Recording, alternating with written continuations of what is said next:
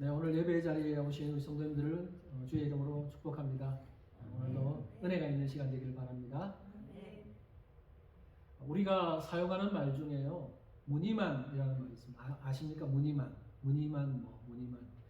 예를 들면 무늬만 남자. 그럼 무슨 말일까요? 겉으로 보면 남자인데 남자로서의 제구실 잘 못하는 사람을 무늬만 남자 그렇게 부릅니다. 무늬만이라는 말을 참 많이 붙이는데 제가 인터넷에서 이렇게 검색하다가 무늬만 남자라는 표현이 있어서 한번 읽어봤어요. 그게 무슨 내용이냐면 그게 사람에게 해당되는 말이 아니라 개에게 해당되는 말이더라고요. 자기가 집에서 키우던 애완용 개를 수컷인데 중성화식 수술을 했어요. 그래서 그 개를 그냥 무늬만 남자 이렇게 해놨더라고요. 이처럼 무늬만이라는 이 표현은요, 수많은 단어들 앞에서 붙여서 사용할 수 있고 실제로 지금 사용되고 있습니다. 이걸 가정에도 붙일 수 있고 교회 앞에도 붙여서 사용할 수 있어요.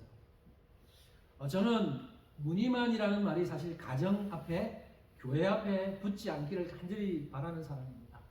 가정과 교회 앞에 붙으면 어떻게 돼요? 무늬만 가정, 무늬만 교회. 그거는 치명적이죠. 그죠? 무늬만 가정이라는 말은 겉으로 보면 가정인 것 같은데 자세히 들여다보면 가정이 깨어져 있는, 가정으로서의 제 기능을 하지 못하는 그런 가정이 무늬만 가정이죠. 교회도 마찬가지입니다. 겉으로 보면 십자가가 달려있고 성도들이 모이고 또 건물도 있고 한데 자세히 들여다보면 교회 안에 서로 싸우고 분쟁하고 그 교회로서의 기능을 제대로 하지 못하는 그런 교회를 무늬만 교회 이렇게 표현할 수 있습니다. 여러분, 오늘날 불신자들의 눈에 비춰진 교회의 모습이 어떨까요? 저는 이 불신자들이 교회를 바라볼 때 무늬만 교회 그런 모습이 아닌지 걱정이 됩니다. 참된 교회는 세상의 소금이 되어서 이 부패한 세상을 정화시켜야 되고 또 세상의 빛이 되어서 이 어두운 세상을 밝게 비춰줘야 하는 것이 참된 교회인데요. 지금 교회들의 모습을 보면 그런 빛과 소금의 역할을 제대로 감당하고 있는지 한번 돌아보면서 참 그런 역할을 잘 못하고 있지는 않은가. 그래서 불신자들이 볼 때 우리 교회들을 향해서 무늬만 교회 이런 생각을 하지는 않는가라는 걱정이 되었습니다. 우리는 여러분 이런 현실 앞에서 경각심을 가져야 되고요. 정신을 바짝 차리고 무늬만이라는 그 수식어를 떼어내기 위해서, 혹시나 그런 수식어가 붙어 있다면 교회 앞에서 그런 수식어를 떼내야 됩니다. 우리 교회뿐만 아니라 이 지상에 존재하는 모든 교회들이 정신을 바짝 차리고 교회다운 교회를 만들어 가야 합니다. 무늬만이라는 수식어 대신 참된이라는 수식어가 붙어야 돼요. 참된 교회. 우리 교회는 어떤 교회입니까? 무늬만 교회입니까? 참된 교회입니까? 감사합니다. 권사님 참 훌륭하십니다. 참된 교회이기를 소망하고 그렇다고 저는 생각합니다. 저는 우리 교회가 정말 참된 교회가 되었으면 좋겠어요. 참된 교회라는 말을 듣기 위해서 갖춰야 하는 것들이 참 많은데요. 오늘 제가 공동체에 대한, 교회에 대한 이야기를 좀 하려고 오늘 말씀을 준비했는데, 참된 교회가 되기 위해서 갖춰야 될 것 참 많이 있어요. 그 중에서 오늘 제가 다루고자 하는 주제가 뭐냐 하면 서로의 필요를 채워주는 것이 필요합니다. 오늘 본문을 선택한 이유가 오늘 본문 속에 나오는 한 어떤 대상 때문이에요. 제가 그 이야기를 오늘 할 거예요. 서로의 필요를 채워주는 것이 있어야 합니다. 옆에 있는 성도가 무엇을 필요로 하는지, 얼마나 힘들어하는지, 옆에 있는 성도가 필요로 하는 것이 있는데 아무 관심이 없고 나만 생각하고 그냥 나에게만 집중하고 있다면 그 교회는 어쩌면 참된 교회라고 말할 수 없고 무늬만 교회일 수 있습니다. 그러나 옆에 있는 성도들의 필요를 나의 필요처럼 여기고 성도들이 필요한 것들을 채우기 위해서 애쓰고 도와주고 섬겨주고 하면 그 교회는 참된 교회라고 말할 수 있습니다. 오늘 본문은요, 예수님께서 한 중풍병자를 치료해 주신 사건이에요. 여러분 성경 특별히 복음서는 많이 읽으셔서 알겠지만 오늘 이 본문은 여러 번 읽어서 알 거예요. 내용도 잘 알고 계실 거고. 이 사건의 핵심은 뭐냐면 예수님께서 중풍병자를 고쳐주시는 것을 통해서 예수님이 죄를 사하는 권세가 있는 분입니다. 곧 예수님은 죄 사함을 하실 수 있는 하나님이심을 보여주고자 하는 것이 이 사건의 핵심이에요. 근데 제가 오늘은 그 포커스를 거기에 맞추지 않고 다른 쪽으로 좀 포커스를 맞추려고 해요. 오늘 본문의 핵심 내용은 다음 기회에 한번 또 그쪽으로 포커스를 맞춰서 다루려고 합니다. 그러나 오늘은 예수님께서 죄를 사하는 권세가 있으신 하나님이라는 그것은 다음에 다루고 오늘 우리가 다루고자 하는 주제 바로 서로의 섬김, 서로의 필요를 채워주는 그런 섬김이 있어야 한다는 쪽으로 오늘 포커스를 좀 맞추려고 합니다. 여러분 오늘 중풍병자가 치유되는 사건에 대해서 오늘 본문 읽었어요. 예수님께서 중풍병자의 그 병을 고쳐주십니다.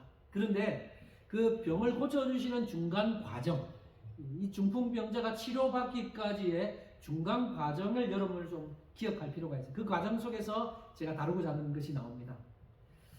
예수님께로 중풍병자가 나와야 되는데 중풍병자 혼자의 힘으로는 예수님께 올 수 없는 상황임을 오늘 우리는 보게 되는데요. 그 과정에서 4명의 사람들이 이 중풍병자를 데리고 예수님께로 인도하게 되고 결국 이 4명의 사람들의 헌신과 섬김 때문에 그 중풍병에서 낫게 되는 은혜를 입게 됩니다. 그러면 오늘 본문을 간단히 한번 정리해 볼게요. 여러분 다 아시는 내용이지만 간단히 정리하고 한번 넘어가겠습니다. 오늘 본문에는 한 중풍병자가 등장합니다. 중풍이 뭐예요? 중풍이란 몸의 전신이나 반신, 어쩌면 또 사지의 어떤 일부분이 마비되는 것입니다. 저는 사역하면서 중풍병으로 고생하는 분들을 참 많이 봤어요. 근데 중풍병자라고 하더라도요, 사람에 따라서 그 정도가 좀 차이가 납니다. 어떤 사람은 굉장히 심각하고 어떤 사람은 초기에 증세를 보이면서 조금 좀 덜 심각한 사람들이 있어요. 중풍병에도 약간의 차이가 있는데 오늘 본문에 나오는 중풍병자는 굉장히 병이 심각한 상태였던 것 같아요. 그래서 혼자 힘으로는 움직일 수 없는 그런 상황에 놓여 있습니다. 오늘 본문하고 병행 본문 똑같은 내용을 담고 있는 마태복음 본문을 제가 한번 가지고 왔는데 마태복음 9장 2절에는 이렇게 기록합니다. 침상에 누운 중풍병자를 사람들이 데리고 오거늘. 이 본문에 의하면 이 중풍병자는 침상에 누워 있어요. 침상에 누워서 움직일 수 없는 상황 속에 있는 상태임을 보여줍니다. 그런데 이 중풍병자를 위해서 4명의 사람들이 침상을 메고 예수님께로 데리고 왔어요. 3절을 오늘 보면 3절 보면 이렇게 말합니다. 사람들이 한 중풍병자를 4사람에게 메워 가지고 예수께로 올세. 여러분 이 4사람이 가족이었는지 아니면 친구들이었는지 아니면 옆집에 사는 이웃이었는지 설명하지 않기 때문에 정확하게 알 수는 없어요. 하지만 이 4사람이 중풍병자를 굉장히 걱정하면서 그 중풍병에서 낫기를 바라는 마음이 있었다는 것만은 우리는 분명히 알 수 있습니다. 그래서 제가 이 4사람을 가리켜서 편의상 그냥 지금부터 친구라고 호칭하겠습니다. 친구라고 부를게요. 오늘 본문에 나오는 이 4명의 친구들은 중풍병자를 위해서 놀라운 희생과 섬김의 모습을 보여주고 있습니다. 본문 4절을 볼까요? 4절 보면 이렇게 말씀합니다. 무리들 때문에 예수께 데려갈 수 없으므로 그 계신 곳에 지붕을 뜯어 구멍을 내고 중풍병자가 누운 상을 따라 내리니. 이 지금 상황이 조금 연상이 되십니까? 지붕에 올라가서 지붕을 뜯어서 그 중풍병자의 그 침상이 있잖아요. 침상에 이렇게 4명이서 줄을 매달아서 밑으로 이렇게 달아내렸다. 그 병자를. 이 상황을 여러분이 좀 이해하기 위해서는 당시 이스라엘의 가옥 구조를 좀 이해할 필요가 있어요. 오늘날의 문화에서는 지붕을 뜯는다? 이건 좀 상상이 안 되는 거예요. 오늘날은 지붕 뜯는 게 쉬운 일이 아니잖아요. 그래도 이 미국은 나무로 이렇게 집을 짓기 때문에 조금은 한국보다 나을지만 한국은 대부분 다 콘크리트로, 시멘트 콘크리트로 짓기 때문에 지붕을 뜯는 건요, 거의 어려워요. 근데 당시 이스라엘의 가옥 구조에서는 이게 좀 가능했다는 거죠. 일반적으로 이스라엘의 그 가옥을 보면 그 당시에는 지붕으로 올라갈 수 있는 계단이 있었다고 합니다. 왜 그랬냐? 그 지붕이가 어떤 역할을 했냐면 곡식을 말릴 수 있는 좋은 공간이었기 때문에 집집마다 지붕으로 올라갈 수 있는 그 계단을 만들어 놨다고 하는데, 물론 여러분 그 침대를, 그 중풍병자가 누워있는 그 침상을 가지고 지붕 위에 올라가는 거 쉽지는 않지만 그나마 계단이 있었다고 하면 그나마 조금은 더 쉬웠을 수는 있어요. 그리고 예수님 당시에 그 팔레스타인 지역의 일반 그 가옥의 지붕을 보면요, 보통 이 들보를 중심으로 그 위에다가 나무 판대기를 이렇게 올리고 작은 나무들을 올리고 그 위에 또 짚을 깔았다고 해요. 그리고 나서 진흙을 발라서 이렇게 말려놓은 거예요. 보통 그렇게 되어 있기 때문에 뭐 시멘트로 되어 있는 것은 뜯기가 어렵지만 이런 구조가 있기 때문에 지붕을 뜯어내는 것은 가능한 상황이었어요. 그런데 무슨 상황이든지 가능하다고 해서 다 할 수 있는 건 아니에요. 지금 오늘 본문의 상황을 보면 지붕에 올라가는 것도 할 수 있었고, 그리고 지붕을 뜯는 것도 할 수 있다 하더라도 그렇다고 그렇게 다 할 수 있는 상황이 아니에요. 왜냐하면 오늘 상황은 어떤 상황이에요? 이게 뜯으면 집이 망가지죠. 근데 지금 굉장히 심각한 상황이라 그래도 지금 지붕을 뜯을 때 어떤 일이 일어날 수 있냐면, 지붕을 뜯으면 안에는 집이에요. 그 집에는 누가 있어요? 예수님을 비롯해서 수많은 사람들이 모여 있다고 해요. 오늘 본문에 보면.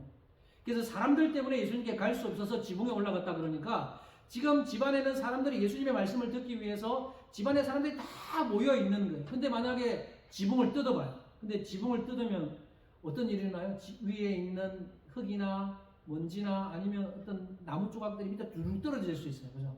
그러면 밑에 있는 사람들이 다칠 수 있습니다. 그래서 집이 망가지는 물질적인 피해도 있을 수 있지만 인명 피해까지 생길 수 있는 상황이에요. 그런데도 오늘 본문을 보면 4명의 친구들이 그 중풍병자를 위해서 지붕을 뜯고 그 상을 달아서 내렸다. 침상을 달아서 내렸다 말합니다. 이건 왜 그랬을까요? 그 친구, 중풍병자를 향한 사랑이 없습니다. 그 염려하는, 걱정하는 마음이 없으면 이건 할 수 없는 일이에요. 그냥 방치하면 돼요. 지금 상황이 안 되구나.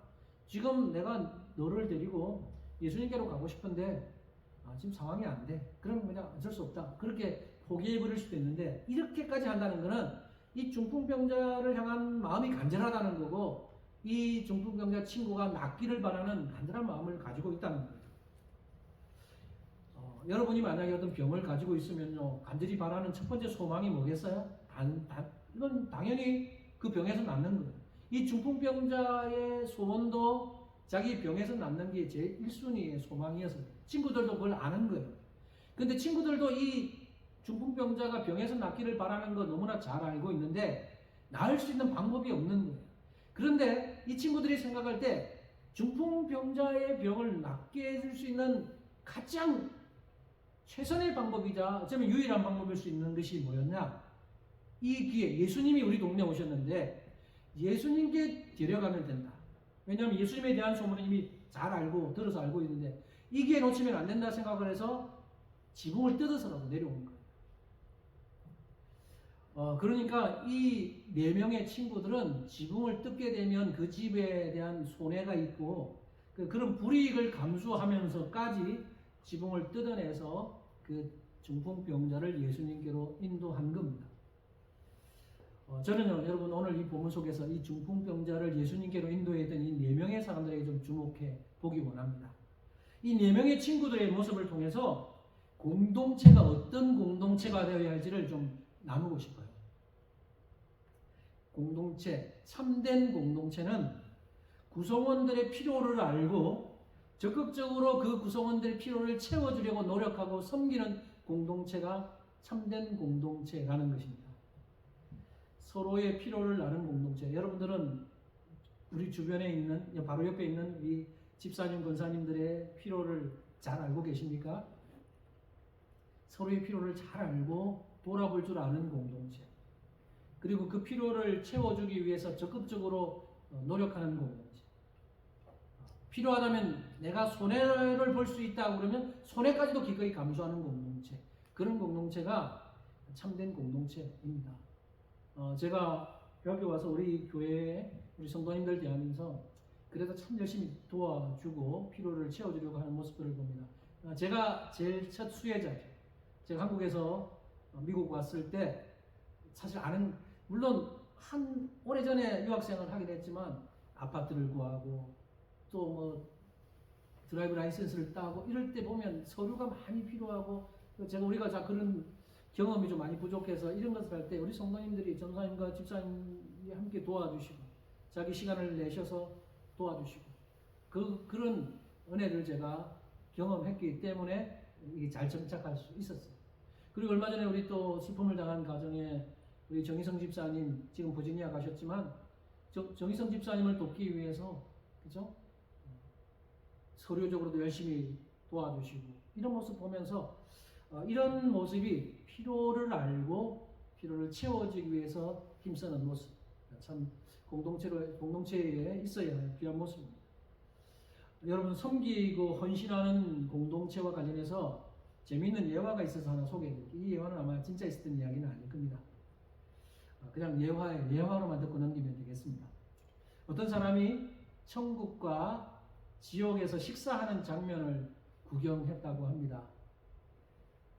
그 사람은 천국과 지옥 하니까 먹는 음식이 전혀 다를 거다 생각했는데 아니 의외로 천국과 지옥에서 먹는 음식이 똑같았어요. 한 가지 특이한 점은 천국에서든 지옥에서든 긴 젓가락을 사용해서 음식을 먹는 것만 허용되어 있었습니다. 천국과 지옥의 식사도 똑같고 긴 젓가락을 제공하는 것도 똑같은데 결정적인 한 가지 차이가 있다면 이 먹는 방식이 달랐다는 거예요. 지옥에서는 그 긴 젓가락을 가지고 음식을 집어서 전부 다 자기 입에만 넣으려고 하니까 너무 멀어서 입이 안 들어가요. 그러다가 음식을 다 흘려버리고 서로 싸우고 지격태격하면서 그렇게 아수라장이 되었지만 천국에서는 그 긴 젓가락을 가지고 음식을 찍어서 앞에 있는 상대방의 입에 넣어주는 그런 모습을 통해서 서로 먹고 평화롭게 즐거운 식사를 하는 모습을 보았다는 거예요. 여러분, 이 예화는 실제로 있었던 일이 아니고 누군가 지어낸 이야기일 겁니다. 그냥 교훈을 주기 위해서 지어낸 이야기일 텐데 우리에게 이 예화를 통해서 보여주고자 하는 교훈은 분명합니다.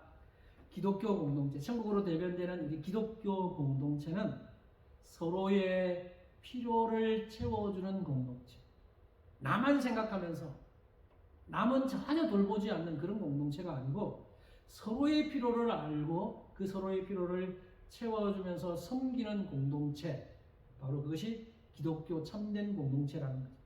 바꾸어 말하면 섬김이 없는 나만 생각하는 그런 공동체는 참된 기독교 공동체가 아니라는 겁니다. 교회는요, 예수 그리스도를 머리로 해서 몸에 붙어있는 각 지체들이 서로를 섬기면서 세워가는 것이 바로 이 교회입니다. 이 교회가 뭐냐? 교회는 성도들의 모임이 교회인데 교회는 예수님의 머리세요. 우리는 예수님의 머리를 중심으로 해서 각 몸에 붙어있는 지체들이에요. 어떤 사람은 손의 역할, 어떤 사람은 눈의 역할, 어떤 사람은 발의 역할. 그래서 온 건강한 몸을 만들어가는 것이 교회예요. 예수님께서 이 땅에 오신 목적이 뭐냐 하면 섬기기 위해서 오셨다 말씀하셨어요. 마가복음 10장 45절, 여러분 너무나 잘 아는 말씀일 텐데 같이 한 번만 읽어볼까요? 읽어봅시다. 시작.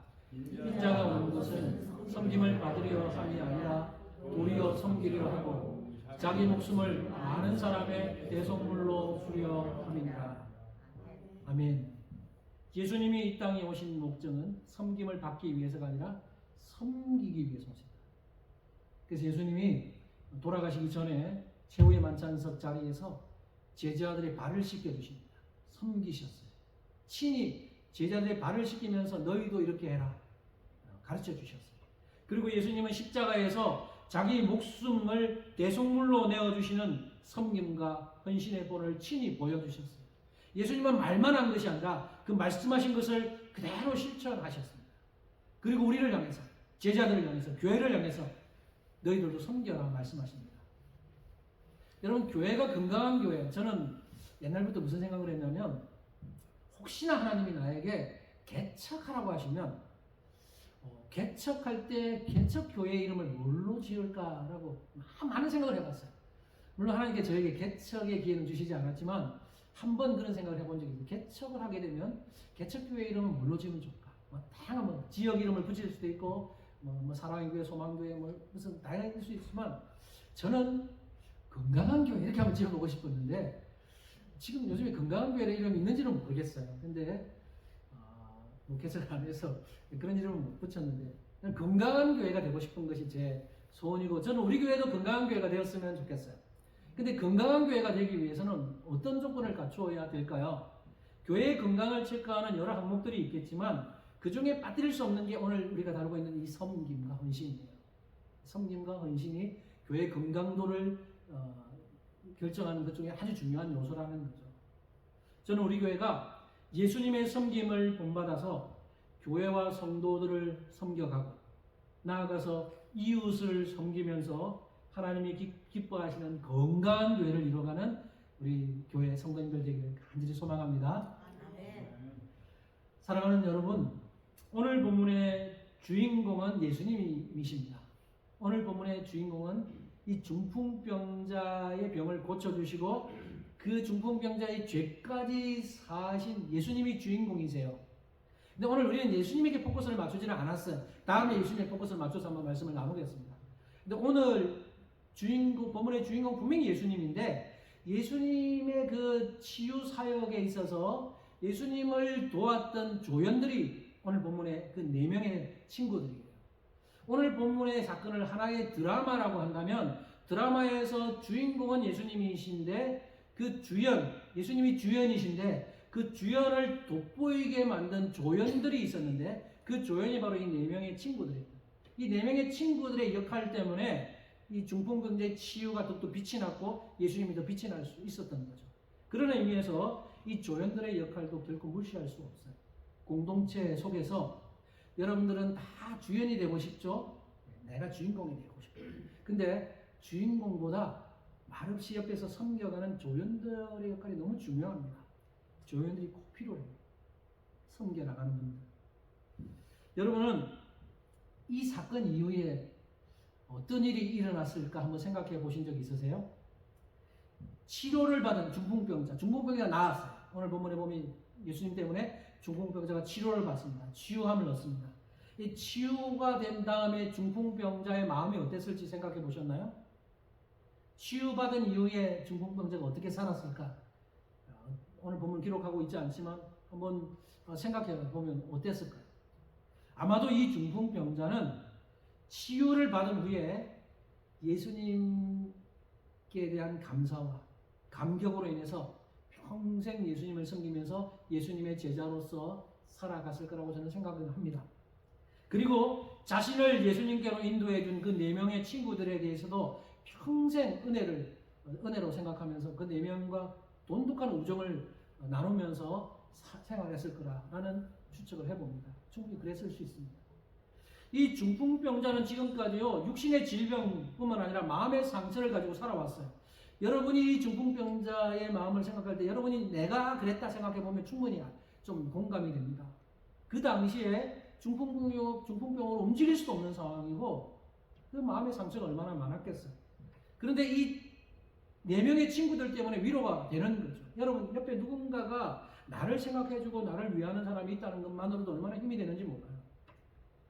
이 중풍병자는 육신의 질병뿐만 아니라 마음의 상처까지 있었는데 그것도 다 치유받을 수 있었죠. 예수님을 만남으로써 영적 축복까지 받을 수 있었습니다. 이처럼 참된 섬김과 헌신이 있는 공동체 속에는 그 공동체 속에 아픔이 있는 사람들의 마음까지도 치유해내는 은혜가 있다는 겁니다. 아멘. 여러분 교회 안에는 온갖 상처를 가지고 있는 분들이 다 모여 있어요. 이 이민 사회는 더더욱 그런 것 같아요. 여러분도 다 동감하시죠? 이 상처가 없는 사람들 아무도 없지만 특별히 이 이민 사회 속에는 상처가 더 많이 있는 것 같아요.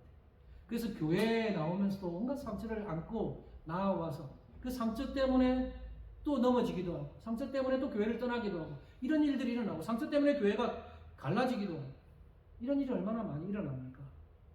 겉보기에는 멀쩡해 보이는 성도 같지만 문제가 별로 없어 보이지만 깊이 들여다보면 다 나름대로의 문제를 가지고 있어요. 오늘 침상에 오늘 이 중풍병자가 침상에 누워 있는 것에 비유하자면 우리는 보이지 않는 침상에 다 누워 있어요.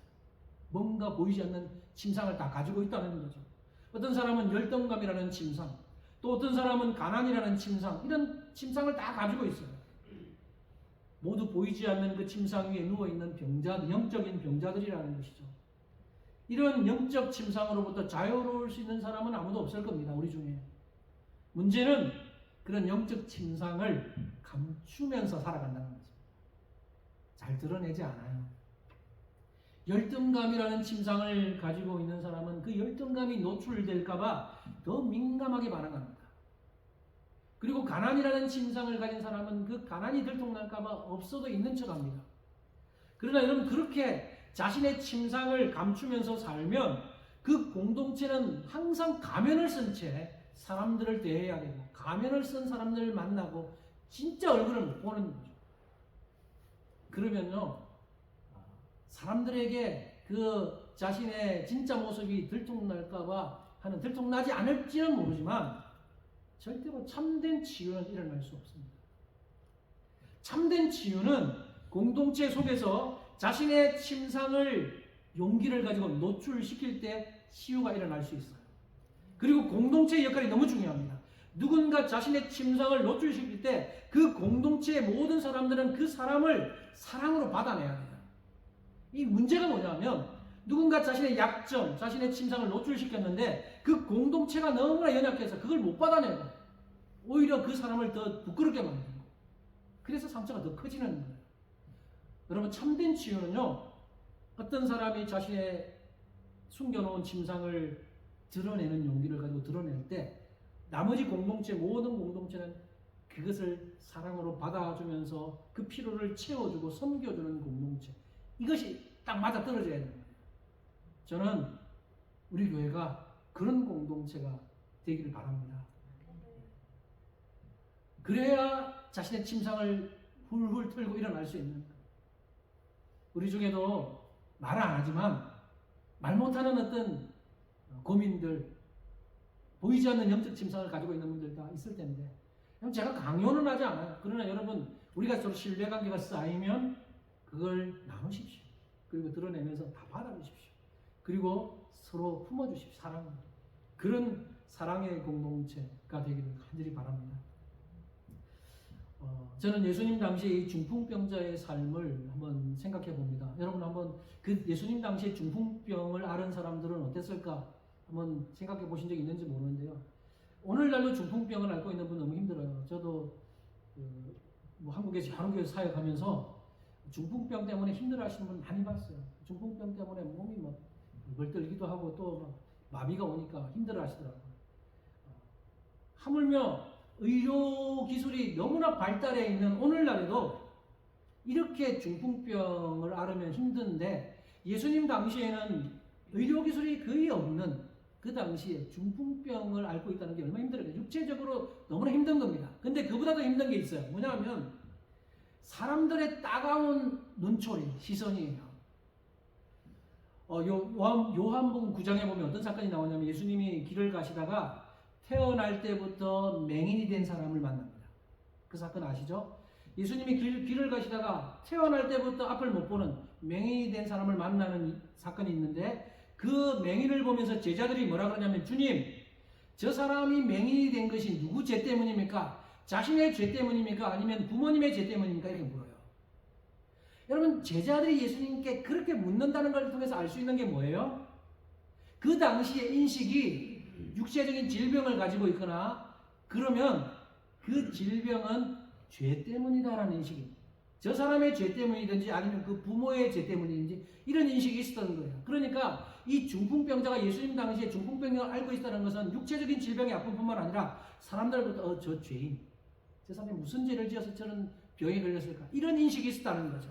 그러니까 이 중풍병자는요, 양쪽에 오는 그 부담감, 육신의 질병으로 인한 아픔, 그리고 사람들의 죄인 취급하는 그런 눈초리, 이런 것으로 인해서 엄청난 고통을 겪고 있었습니다.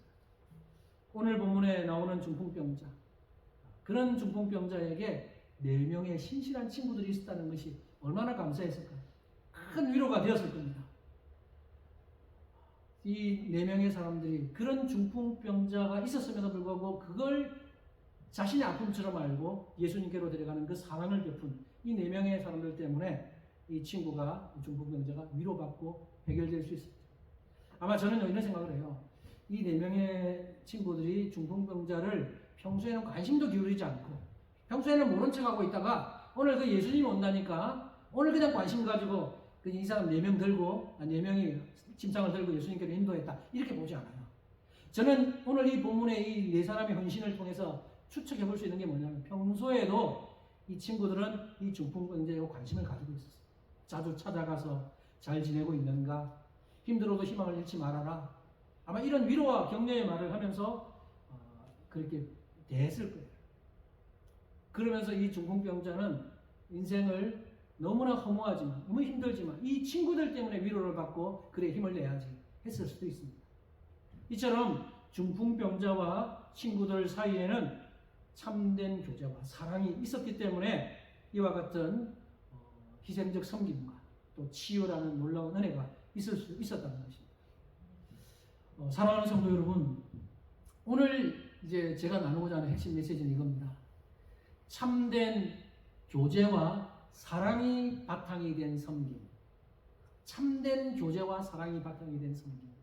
그냥 대충 섬기는 게 아니죠. 누군가를 섬길 때 그 배후에는 뭐가 있어야 돼요? 그 사람을 향한 참된 사랑이 있어야 되고 그 사람과의 깊은 교제 속에서 섬겨나가는 것이 필요한, 이게 바로 참된 공동체를 이루는 비결입니다. 우리 캐롤라이나 장로교회 주변에도 여러 교회들이 있어요. 근데 여러분 저는 얼마 안 돼서 더 잘 모르지만 여러분들 우리 권사님 같은 경우는 이미 40년, 50년 이곳에 사셨기 때문에 다른 성도들을 잘 아시는 분도 있지만 이미 우리 신집사님처럼 저처럼 잘 모르시는 분들도 많습니다. 그러면 그분들하고 우리 인격적인 교제가 잘 안 됐어요. 물론 그분들도 우리의 사랑의 대상은 맞아요. 우리가 섬겨야 하는 대상은 맞지만 인격적인 교제가 좀 풍성하게 이루어지지 않은 그들보다는 우리가 매주 교회 나와서 얼굴 보고 사는 얘기도 하고 서로 성도의 교제도 나누는 우리 성도들이 훨씬 더 참된 교제와 사랑 속에서 그런 섬김을 할 수 있는 분들이에요. 그러니까 여러분, 우리 교회 안에 우리 사랑하는 성도님들 매주 보잖아요. 그러면 관심을 가지고 저분의 필요가 뭘까? 저분이 왜 힘들어할까? 아니면 저분의 상황은 어떨까? 서로 나누시면서 서로 교제하시면서 그 참된 교제와 사랑 가운데서 섬겨나가는 공동체가 된다면 우리 교회는 하나님이 기뻐하시는 공동체가 되리라고 저는 믿습니다. 아멘. 우리 주변에 친절한 사람들 너무 많은 것 같아요. 루이스 스미저라고 하는 사람이 이런 말을 했습니다. 우리 사회는 친구와 친절한 사람을 혼동해 왔다. 친구인지 친절한 사람, 그러니까 친절한 사람이면 친구다. 이렇게 생각하면 혼동해 왔다는 거예요. 그러나 여러분, 정확하게 말하면 친절한 사람과 친구는 다르다는 거죠. 한국에서 제가 사역했을 때 가끔씩 모르는 번호에서 전화가 올 때가 있습니다. 지금도 그럴 때가 있어요. 제 핸드폰에 저장해 놓지 않은 번호인데 전화가 와요. 그러면 그럴 경우 저는 10에 9, 100에 99 안 받아요. 왜냐하면 제가 모르는 사람이고 또 좀 쓸데없는 전화 오는 경우가 많기 때문에 잘 안 받아요. 근데 어떨 때는 혹시 내가 저장을 안 해놨지만 혹시나 내게 꼭 전화할 사람이 있어서 전화한 건 아닌가, 누군가 전화한 건 아닌가 싶어서 혹시나 해서 받을 때가 있습니다. 그러면 역시 나예요. 보통 잘 모르는, 어떤 전화냐? 상품을 광고하는 전화, 신용카드를 만들라는 전화, 이런 전화들이 많이 옵니다. 대부분 여자 목소리예요. 근데 저는 그 전화상에 있는 그 여자 목소리 굉장히 친절해요. 저는 그분을 한 번도 만나본 적도 없고 얼굴도 본 적이 없어요. 그분도 저를 얼굴 본 적 없을 겁니다. 그런데 저에게 왜 그렇게 친절한지 모르겠어요. 너무 친절합니다. 그러나 그 전화상에서 들려오는 그 여자분은 저의 친구가 아닙니다. 저에게 아무리 친절해도 그 사람은 어떤 목적 때문에 친절하게 대할 뿐이지 그 순간이 지나면 저와 별로 상관이 없는 사람이에요. 근데 많은 사람들은 루이스 스미저가 말하는 것처럼 친절하면 그 사람이 친구인 것처럼 혼동한다는 거죠. 우리에게 필요한 사람은 단순히 친절한 사람이 아니라 진정한 친구가 필요합니다. 여러분, 우리 성도님들 사이에 친절을 베풀어야 되는 거 맞아요. 그러나 한두 번 베풀 수 있지만 끝까지 친절을 베푸는 것은 쉽지 않아요. 나와 상관이 없습니다. 근데 우리 성도님들은 서로 예수님 안에서 묶여있기 때문에 우리는요, 서로의 힘든 부분이 있을 때 끝까지 친절을 베풀어주는 진정한 친구가 될 수 있다는 겁니다. 우리가 그런 친구가 되어야 돼요. 제가 권사님 친구가 되고, 집사님 친구가 되고, 집사님도 저의 친구가 되어주시고, 힘들고 어려울 때 그 자리를 떠나지 않고, 그분의 필요를 알고, 함께 아파하고, 함께 도와주고, 섬겨줄 수 있는 그런 진정한 친구. 진정한 친구는 어떤 사람이에요? 내가 힘들고 어려울 때 지붕을 뜯어내고 심상을 달아내리는 수고를 아끼지 않는 친구가 진정한 친구예요.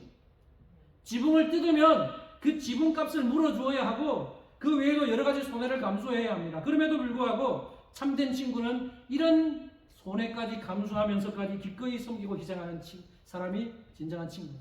우리 주변에서 누군가 나에게 웃어주면서 친절하게 대한다고 하더라도 그 친절한 사람이 나에게 자신의 손해를 감수하면서까지 그렇게 희생하지 않아요. 그런 사람은 진정한 친구가 아니기 때문이죠. 저는 우리 성도님 모두가 그런 진정한 친구로서 서로를 대하는 그런 사람이 되었으면 좋겠어요. 그런 친구를 만나기를 원합니다. 예, 우리 교회에서 그런 친구를 만날 수 있는 가장 좋은 방법이 있습니다. 그것은 뭐냐면 내가 바로 그런 친구가 되는 거예요. 내가 그런 친구가 되면 내가 만나는 모든 사람이 다 그런 친구를 만나게 되는 거죠. 여러분 각자가 그런 친구가 되기 위해서 힘쓰십시오. 그래서 우리 교회를 그렇게 아름다운 공동체로 만들어 갔으면 좋겠어요. 이제 말씀을 맺겠습니다. 성도 여러분, 그리스도인들의 교제, 그걸 헬라어로 뭐라고 부르냐면 코이노니아 이렇게 불러요. 많이 들어보셨죠? 네, 코이노니아. 모르면 그냥 한번 들어놓으세요. 기억해 두시면 도움이 될 겁니다. 우리 교회 안에서 그리스도의 성도들의 교제를 가리켜서 그 헬라어 단어로 코이노니아라고 불러요. 이 코이노니아는 참된 섬김과 사랑과 섬김이 있는 교제예요. 그러니까 예수 믿지 않는 사람들이 모여서 자기들끼리 무슨 교제 나눈다고 해서 그걸 코이노니아라고 하지 않아요. 교회 안에 성도들 모여서 참된 섬김과 교제 가운데서 서로를 돌봐주고 주님 안에서 서로 교제 나누는 것, 이걸 코이노니아라고 불러요. 그러니까 바꾸어 말하면 교회 와서 성도들끼리 만났는데 서로 친밀감도 없고 그냥 만나서 그냥 대화는 나누고 어떻게 사냐 묻기는 하는데 그리스도 안에서 어떤 교제가 아니고 세상적인 교제만 하고 그친다면, 그리고 끼리끼리 모여서 저 사람에게 관심 없고 내가 좀 친한 이 사람하고만 끼리끼리 모여서 이렇게 막 하는 그 모임은 엄밀히 말하면 그건 코이노니아라고 말할 수 없습니다. 코이노니아는 교회 공동체 안에 우리 성도님들이 서로에게 깊은 관심과 교제를 하면서 그렇게 서로를 섬겨나가고 그 안에서 교제가 이루어지는 모임이 바로 코이노니아입니다. 어떤 사람이 말했어요. 성도끼리 교회 와서 자기들 끼리끼리 모여서 여기가 좋사오니 하면서 끼리끼리 모여서 모임을 하는 그 모임을 가리켜서 약간 살짝 뭐라 그러죠? 비꼬는 말로 코이니나노 이렇게 불렀어요. 니나노 아세요? 니나노라는 말을 사전에서 찾아보면 술집에서 젓가락 장단을 치면서 부르는 노랫가락이나 대중가요 이렇게 정의를 내리고 있어요. 얼마나 교회 안에서 이루어지는 교제 모임인 것 같은데 자기들끼리 모여서 세상 이야기하고 그런 모임을 가리켜서 코이니나노라고 부른다는 거예요. 만약에 교회 안의 모임을 이런 호칭을 듣는다면 굉장히 치욕적이고 수치스러운 말입니다. 저는 우리 교회, 캐롤라이나 교회는 코이니나노가 아니라 코이노니아를 가지길 바랍니다. 그렇게 만들 수 있겠습니까? 우리 교회 장이 그런 교회 장이 돼서 우리 집사님 뒤에 웃으시는데 그냥 우리끼리 3, 4, 5 내 친한 사람들만 모여서 그리고 성경 말씀 나누는 것도 아니고 그냥 세상 이야기 나누지 말라는 이야기 아니에요. 어떻게 살았는지 이야기 나눠야 돼요. 그러나 그 가운데 항상 예수님 안에서의 교제가 있어야 됩니다. 그리고 다른 사람들을 돌아보는 참된 그 관심과 섬김이 있어야 돼요. 그게 바로 코이노니아입니다. 우리 교회는 그런 참된 코이노니아가 있는 교회가 되기를 주님의 이름으로 축복합니다. 기도하겠습니다.